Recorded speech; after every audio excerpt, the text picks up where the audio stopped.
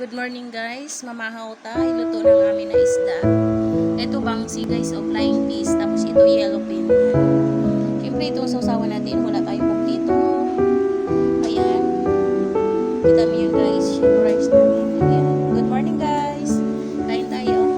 Dito kami kumain sa maliit namin na mesa guys. Ayan, kita niyo yun guys. Dito kami kumain sa maliit na mesa. Pero may mesa kami doon sa kabila. Yun, daming gamit.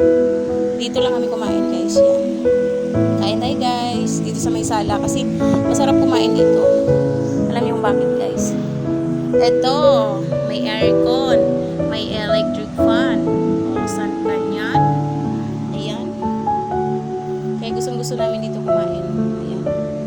Dito sa maliit na table na to sa gitna ang sala. So, ayan. Good morning guys. Breakfast tayo.